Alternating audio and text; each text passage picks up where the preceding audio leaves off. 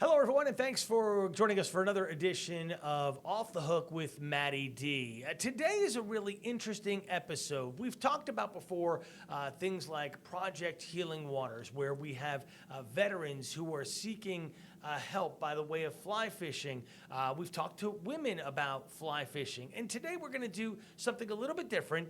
I have a gentleman who's going to join us, and that is this man right here, Dennis Flannery, who I met through my Fly Fishers of Virginia group. First of all, Dennis, thanks so much for joining us today. Thank you for having me. I appreciate it. I have you on today because you're part of a program called Real Recovery, and this is for men who have cancer who are looking for lessening the impact on their daily lives from cancer by getting healing from fly fishing. Right. How did you get involved with this? I was diagnosed with prostate cancer in 2017. Went to my first retreat after treatment was in 2018. Went to my first retreat in 2019. And on day 2 of a 3-day retreat, I signed up as a volunteer. It was that impactful for me.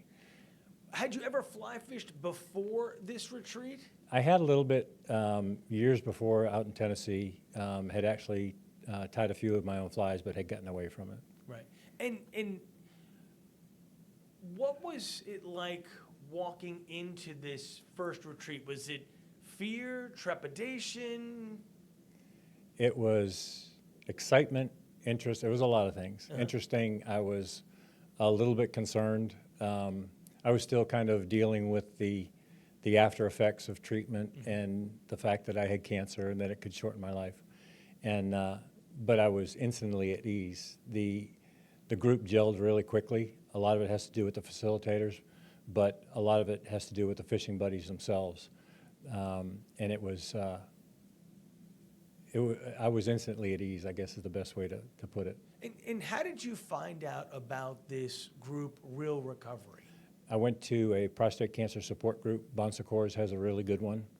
And one of the guys who had been on the past retreat got up and spoke about it. And I signed up probably 3-4 days later.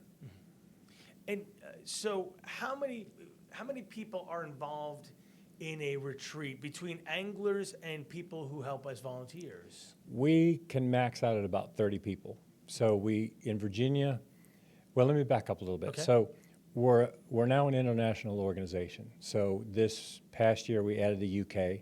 Last year we added Iceland and New Zealand. In Virginia we do 2 a year. There's 28 total across all the different retreats. In May, it's for any guy with any form of cancer. We've actually had some guys that have been in remission for 20 years. So it doesn't mean that somebody has to actively be fighting cancer. And then in October, it's for active military, retired military, and first responders fighting cancer. And so we max out at about 14 guys because over the course of 3 days, there's 5 courageous conversations. And it's actually kind of like group therapy disguised as fly fishing. Right.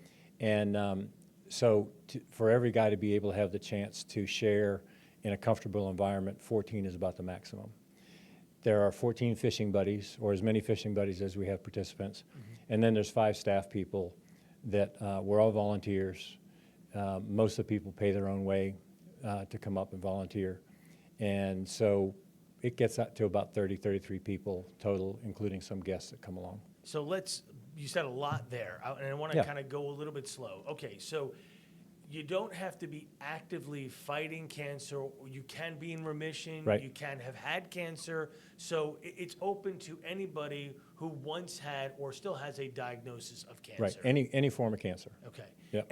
And when you have these group meetings, are you kind of having that conversation with other members, like for you, somebody else who had prostate cancer, questions that you might have as to what you're dealing with, what you've went through, what they might be going through? Is it that kind of group therapy in a way? It is. It starts out very low-key, talking about some innocuous things like your first car, what's your best memory of your first car, what can you share, what won't you share? Right. And then it gets into whatever you want to share about your diagnosis. Guys don't have to talk. it goes through the progression, right? So you talk about your disease and what you've dealt with and some of the hurdles you've had to face. A lot of it's insurance related. A lot of it's misdiagnoses that guys are struggling with. You know, how could they have missed this kind of thing? And then it gets into what you've lost as a result of cancer, and those are some pretty tough conversations. I'm sure. And then it gets into what we've gained from having cancer, and there are actually things that have gained. I mean, there's one of the silver linings is you can kind of see it coming, so to speak. And so there's an opportunity to be more intentional about your relationships, improve relationships with families, with spouses, with children, appreciate a sunrise and a sunset, maybe spend some time, more time on things that matter more and less time on things that don't matter in the grand scheme of things. And those are spread out over 3 days. And then there's about 15 hours on the stream as well. So as you know from fly fishing, you really can't think about much else when you're on the stream, Right. especially if you've never fly fished before. Sure. And most of the participants that come up have never fly fished.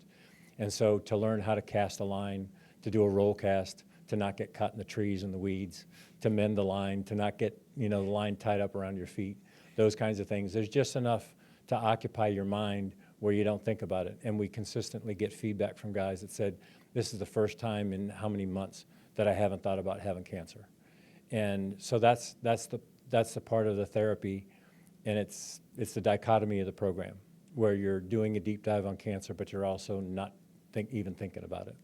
And you said a retreat is about 3 days. 3 days. Can you explain the kind of the timeline of the retreat? Yeah. So the volunteers, we get there Sunday and Monday, get set up. The participants will get there about 3 o'clock in the afternoon, get settled in. We stay at Graves Mountain Lodge. We're very grateful. They've given us super low rates over the years. And I don't think the rates changed in many years. And then they get settled into their digs. They have their first courageous conversation before dinner. And then at dinner time, they meet up with the fishing buddies and all the other participants. We have some great meals at Graves Mountain Lodge, stick to your ribs kind of meals. And that's just the initial meet and greet. And then they go into another courageous conversation. And then the next morning, we all get together for breakfast. Sometimes we'll do a courageous conversation before, sometimes we'll do it after. They'll pair up with their fishing buddy. We'll go down to Rose River Farm. Douglas Deer has been wonderful to us, gives us a great rate. He normally restricts the stream to 5 fly fishers Right. at a time, and he allows us to put up to 14 guys on the stream. We start with a vest signing ceremony where the guys will actually sign. Yeah, you've got a vest there. Yeah. That one's been retired. I'm going to show this. I'm going to go this full screen. You can keep talking about this. Guys will sign their vest, the year that they participated, the location, and they'll hear a little bit about the program and some guys that have come through it. There's been almost 5,000 guys that have come through since 2002, nationally, internationally, and in Virginia, almost 500 guys have come through. And it's their introduction to the brotherhood that they have joined without asking. And they'll wear those vests throughout the day. They'll fish until lunch. Graves Mountain Lodge provides lunches, box lunches on one day, Mission Barbecue on the second day. Fish in the afternoon, some more courageous conversations, meals together. And then the same thing on Wednesday, and it concludes after lunch with a circle of strength. And I think you might have a picture there. The picture that's on the screen now is after that. After that. So let's see. We have some fly fishing friends. Let me see if we can get this. Of course, people catching. We'll go through these step by step. I'm trying to look for. It's funny. A lot of the guys who are pictured have also become volunteers like myself. That's fantastic. But the circle of strength, they've been asked to prepare and share with the group what they're taking home. And it's just really rewarding for me to hear guys' outlooks that have changed. You know, a lot of these guys come in with the deer in the headlight look, just got the diagnosis, are struggling with, you know, possibly an early end to their lives. Right. And then to hear them talk about what they're taking home and how it's impacted their life and how they have a deeper appreciation for the things that matter. It's just really cool. Dennis, you keep saying courageous conversation. Right. I assume the first courageous conversation on that first night, let's say at 6 o'clock, because everybody arrives at 3, is probably a little more silent than the courageous conversation on day 2 in the morning. It could be. Yeah. Yeah. There's some guys, it's just a real struggle for them to talk. Sure. There was one participant who he had been a referee, a soccer referee for NCAA tournaments. So at the highest level, he was a referee, running up and down the pitch, and then 2 months later could barely walk 10 feet. And he had something like 24 tumors in his body. And basically they were providing palliative treatments. There really wasn't much hope for a cure. Right. He really didn't want to come. And at first he couldn't even talk about it. He said, I have trouble talking to my wife about it. He said, I'm going to pass. We came back around to him, gave him an opportunity, no pressure, and he struggled through it. And it was very painful. And that was the very first courageous conversation at 4 o'clock in the afternoon on day 1. Wow. But then after that, the conversations were much easier. When it gets into discussions about what we've lost, sexuality, relationships, there are some guys that talk about how people have kind of been absent from their lives because they don't know how to handle it. Mm-hmm. And some guys are angry about that. And so those discussions can be lively of a different sort. And then there's other discussions where, guys are able to find humor in their journey and how people have handled it or haven't handled it, or conversations that they've had with doctors that, just didn't seem to match up with the battle that they were in, And I gotta believe, Dennis, at this point in my life, I have never heard that word from a doctor. I'm sorry to say you have cancer. When you hear that word, you must everything just must stop in time at that point. Yeah. And you say, why me? How did this happen? And is that what a lot of the fellow anglers that you meet for the first time, are they still dealing with that, the why me, deer in the headlights type of thing, as you said? Some still are. Yeah. Some have gotten past that. Some are still in denial. I can't believe I have this. Some are actively engaged in their care. Some have kind of pretty much accepted it. There's guys with cancer all along the spectrum. There's some guys that have had it for 20 years. And it was helpful for me in my retreat to sit next to a guy that had prostate cancer like I did. Right. And he got it at 60 and he was, 89 years old. And so what I find is I'm able to relate my story. I'm in the first courageous conversation. Mm-hmm. And then after that, it's just the participants and the facilitator. But in my testimony, so to speak, I talk about how I have kind of reached a peace with the journey that I'm on. Mm-hmm. It's helpful for me that it's given me a purpose to be involved in this. It's therapy for me, and it's a reason that I do it. And every guy has a different story. And we allow guys to have different stories. Right. When you're at your first retreat and you're 2 days in and you just decide, not only am I a participant, but I now want to volunteer, what did you see or what did you feel that made you have that switch? Was it just the brotherhood, the way things were taken care of? It was the brotherhood. It was the hope that I felt in the room. There's a tremendous amount of hope expressed all throughout the 3 days. And it comes from different guys in different places and some unexpected places. Guys that have a terminal illness, and to hear them talk about the hope that they have about going home and repairing relationships with their kids they haven't talked to in years. Kids that they were struggling with how to handle the fact that their dad has cancer. Right. So it was mostly the hope that I felt, and I was willing to do anything. So for the first couple of years, I spoke to groups, I recruited participants, I raised funds. And then at a Fly Fishers of Virginia meeting, I ran into the coordinator for Fishing Buddies, Mac Myers. Right. And he asked me if I'd be interested in being a fishing buddy, and I jumped all over it. And so how many years? So 2017 was your first retreat. Is that correct? No, 2019 was the first Okay, retreat. 2017 was Right. your first diagnosis. 17 was diagnosis, 18 was treatment, and 19 Right. was my retreat. So now we're sitting at 24. So minus the COVID year, 6 years Right. roughly going strong, Yep. helping out. Yep. When you have your interaction with anglers, participants, what is that like? You said everybody's different. Tell me a good story, like somebody who came in was really closed up and by the end opened up, and how did they feel? How did that all metamorphosis change?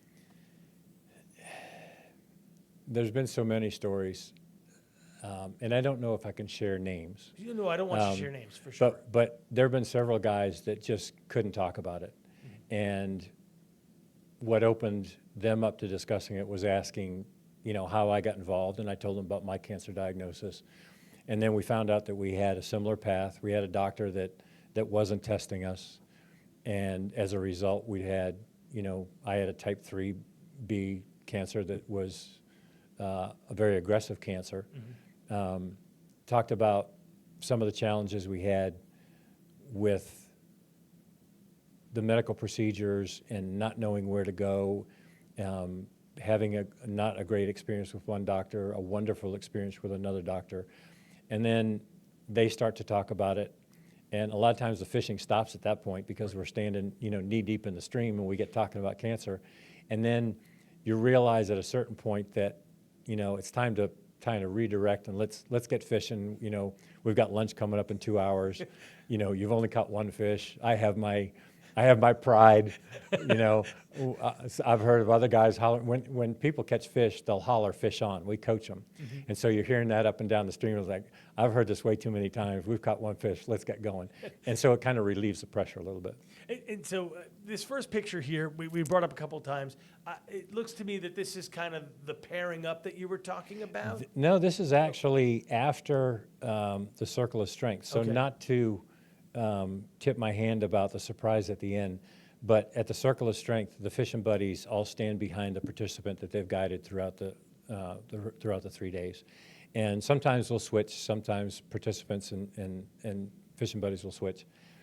And so we're there as they kind of talk about what they're taking out of this, what they're bringing home.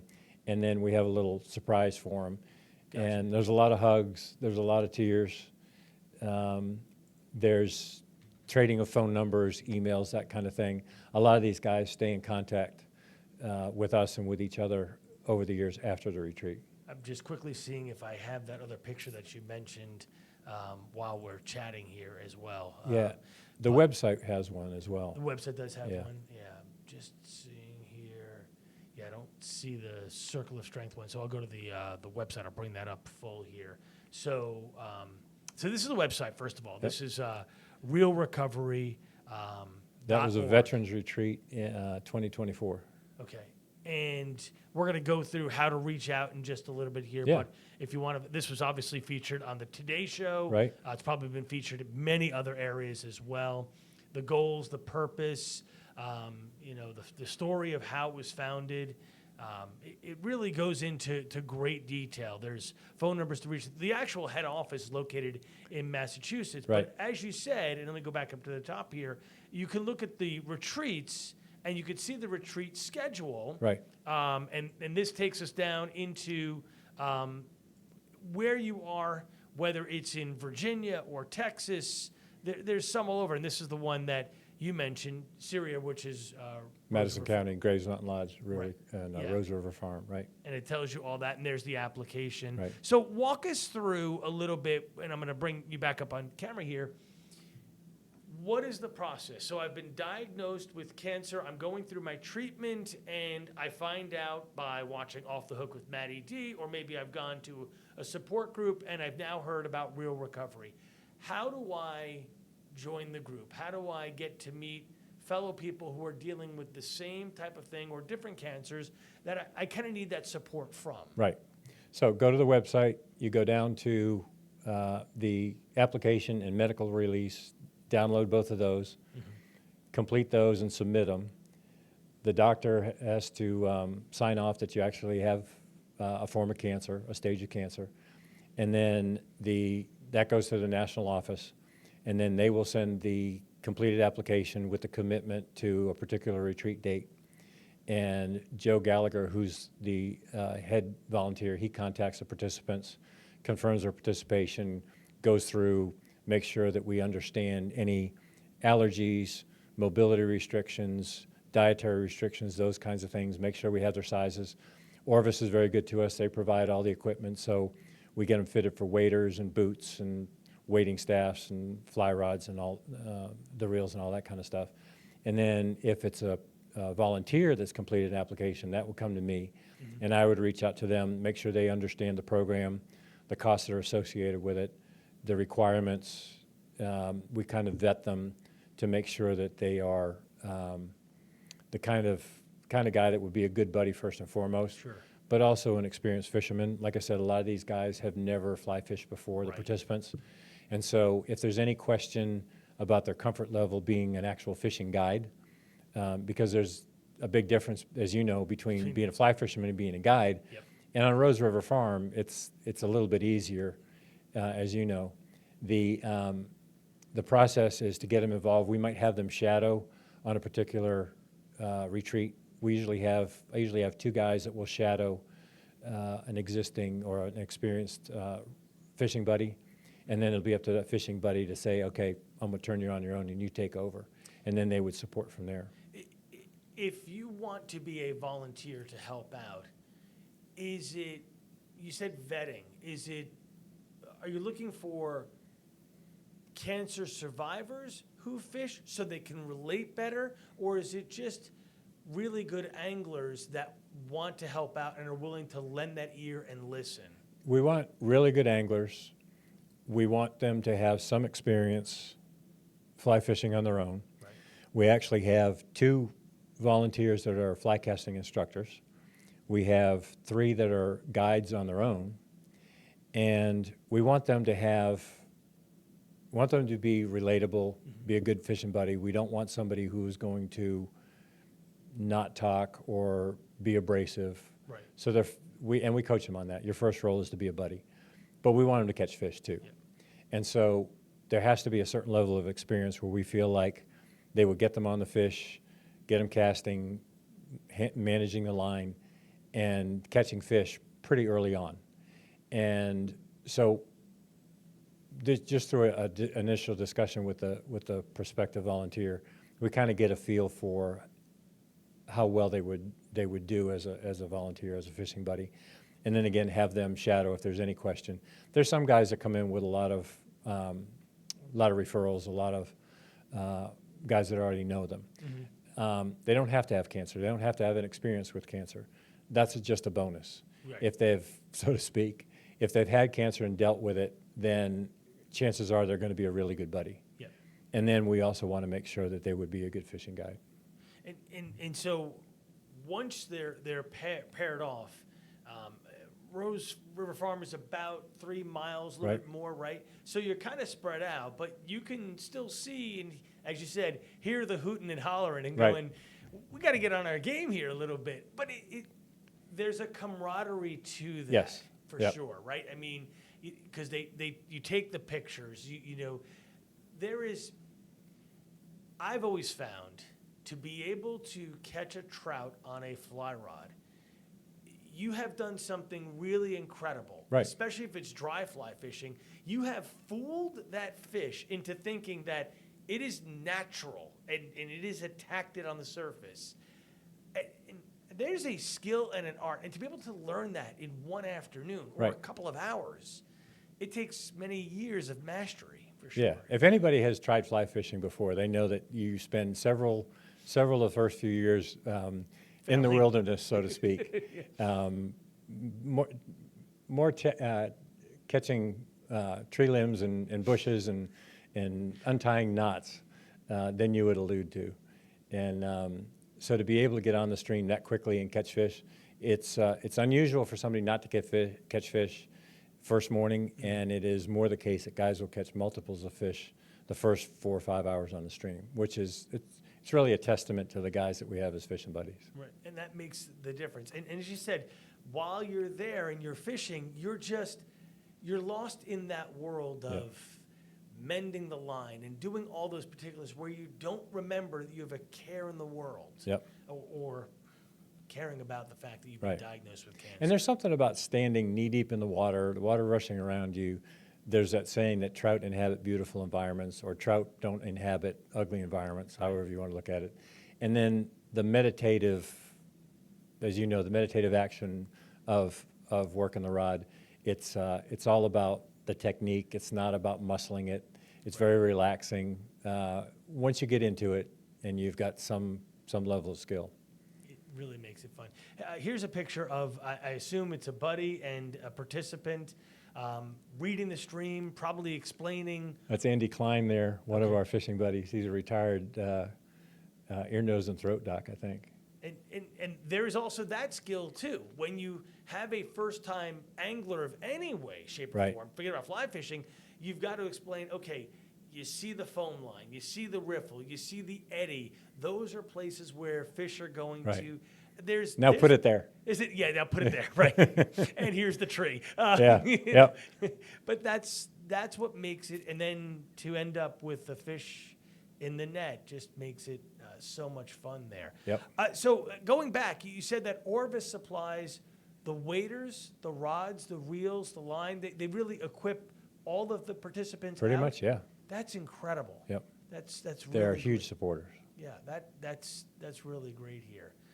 This gentleman right here, I mean, holding the fish above the net. Yeah, you he had can see never this- he had never caught a trout before, Wow, and that's it's not Tony. a small trout. Yeah, Tony is a fishing buddy with us, but he's also, I think he's a program lead for Project Healing Waters in Richmond. What a beautiful fish. Absolutely beautiful fish. We'll continue on with a couple of pictures here. The water is super clear, and that also makes it a challenge too. It does. Because it does. if you can see them, they can see you, as Exactly, we all yep. know, right? Yeah. So it's always about approaching the water slowly and standing back. Yep. Just great stuff here. Another gorgeous fish. How come I don't see you as a angling guide here, Dennis? You have skills. Yeah, well, now I'm in charge of the fishing buddy, so Right. I don't spend much time on the stream. You got to do all the administrative stuff, though, Right, yeah. which is more than I get to see the results, but every now and then I'll step in. it's just great stuff. Look at that. The smiles, the excitement. Yep, a lot of laughs, a lot of smiles. It's And it's just something else. And I'm noticing something here as we're looking at the pictures. As we all know, cancer affects people of all ages. Right. So you're not limited to, well, you have to be 55 or older. It's Right. just having that diagnosis and being able to fill out the And application. unfortunately, we have an awful lot of young guys, 20, 24, 30 years old that have, Like pretty leukemia or Yeah. something. Yeah. pretty rough prognosis. Yeah. That's so tough for sure. I'm just grabbing a couple more shots. We went back to the beginning there. I like the group therapy. So on a 3-day retreat, it's really like 2.5 days of fishing. Right. At FFE, you told a story, sad to a point, in the fact that unfortunately in your position now, you get to deal with a lot of widows because some cancer patients do not survive, as we Right. know. But in one of your stories, you said that there was a widow who really thanked you all because she found her husband again. Yes. Dude. The unfortunate part of this role is I do end up speaking with a lot of widows. I've spoken with 3 in the last 4 months. And how it comes about is a lot of times at the funeral, they'll ask people to, in lieu of flowers, donate money to Real Recovery. And so then I'll get a report from headquarters that said that, 20 people and $500 was donated. And so I'll reach out to the family because it helps with an element of closure for them to know that people did respond and did honor their loved one with a donation. And in the course of that conversation, I hear every time, my husband was a different person. He came back with a better outlook. It improved his relationship with me, with our kids, with his family. This one widow, she, not the one that you remember that I spoke about at FFE, but Another widow told me that he spoke to a brother he hadn't spoke to in years because of some long forgotten grievance, and reestablished great relationships with him, and his brother was there with them at the end. So those are the kind of payoffs that come through this program, unfortunately with a painful conversation. But And that goes back to what you said earlier, is you look at life differently. absolutely. You forget about the small stuff because it's insignificant, and you go back to the big stuff. That argument is insignificant. That's my brother. I need to reconnect with him. Right. That's my wife. I need not to be angry at her because of this diagnosis. Yeah, that makes, because we're partners in life at that point. Right. Yeah, A lot of the anger goes away. it does. Yeah. Over time, or through this program, or both. Through this program and then afterwards. Do you have repeat participants? No. You don't? No, you can go once. Oh, you go once, okay. Yep. Because we want to make sure that we're reaching as many guys as possible. So it's go once, but then hopefully, like yourself, turn somebody into a volunteer. Right. And that happens more than not, I'm assuming. Yeah, I have a list of about 50 fishing buddy volunteers, and it hasn't been a challenge yet, rotating guys through. We have a lot of experienced guys that, if I put the word out that say, I need to make some room for a new participant, will gladly bow out to get other people involved. The nature of volunteerism, if you don't get somebody signed up pretty quickly after they apply, you're probably going to lose them to another effort. So we try and work them in as quickly as possible.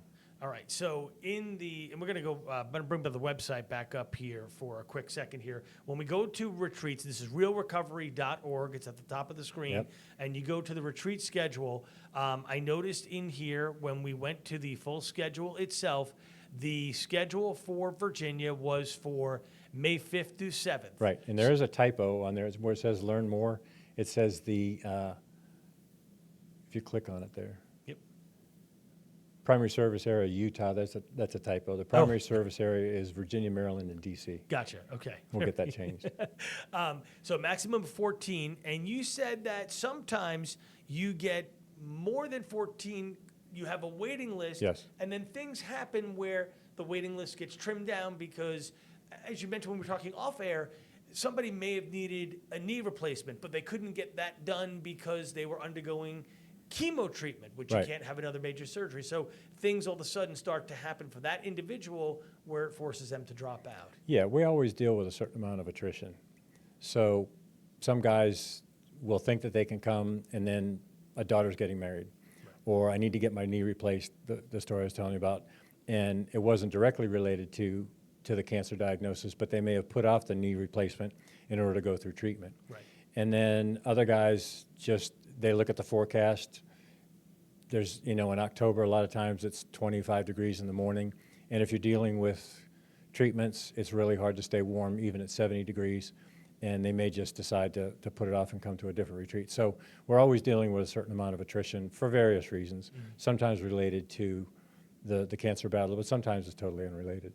And so that actually hit back to where I was going with pulling the schedule up here. The May 5th through 7th Right. is for real recovery, but the October one is dealing with where you bring in first responders who are, once again, dealing with cancer as well. Yeah, actually, May is any guy with any form of cancer. Okay, gotcha. October is for vets, active military, and first responders with cancer. So strictly, the October is for those groups only. Right. Gotcha. Okay. And they're already a brotherhood of sorts.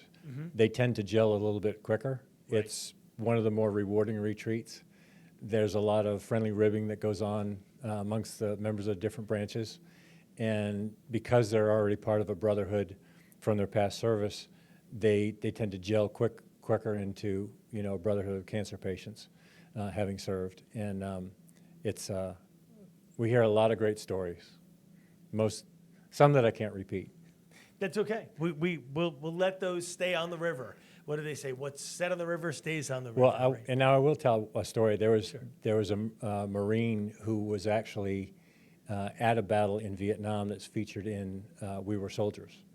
And he got talking about his experience. It was the very first battle that he had seen, and talks about flying in on a helicopter 15 feet up getting shot at. There's bodies all over the place. The pilot didn't want to land, said, you're going to have to jump. So they jumped from 10 to 15 up. And in the process of him telling that, there was an Army corpsman who was also in that same group who had actually been in that battle, and they ended up talking, and we overheard the conversation where they realized that they had been at the same place at the same time and probably had met each other at that battle. And didn't even know. Didn't even know it. Wow, incredible. Really, I guess you just don't know how small the world Right, is yeah. at that point, for sure.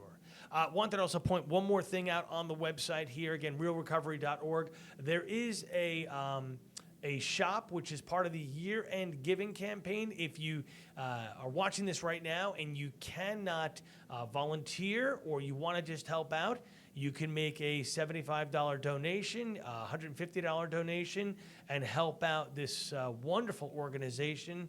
You can see the different levels there as well. I think everybody who can should find a way to give in some way, like yourself. You volunteer and Right. And then do administrative stuff for this, so that's fantastic. Yeah, we're entirely volunteer run, and again, you know, it costs about $20,000 a year to run both retreats. And so every year we're talking to different organizations and individuals to try and raise the funds to maximize participation. Very good. Dennis, I want to thank you so much again for coming on this program, Off the Hook with MattyD. It's been an education for me, and I wish you the best Thank you. moving forward. Matt, I appreciate it. Look forward to seeing you again at another FFB function. We'll be there. But thanks for the opportunity. My pleasure. And again, if you want to find out more about Real Recovery, please go to realrecovery.org. There's a circle of strength. Oh, is that on that right Yeah. there? We go right back to that. Yeah. Go back to that year-end campaign. And, come on. There There you we go. go. Right there. Yep. Circle of Strength. I'll bring Dennis right back in there. Oh, and it went away. But anyway, once again, realrecovery.org. Help them out. Volunteer if you can. And if you are a person, a gentleman who's going through cancer, find out about a local retreat. Click on the retreat schedule. Go to the one in Virginia, and you'll be able to find out more. And make sure you get a doctor's note on that. Once again, this has been Off the Hook with MattyD. I appreciate you being with me, and we look forward to seeing you next week for another episode. Thanks for joining us for another episode of Off the Hook with MattyD.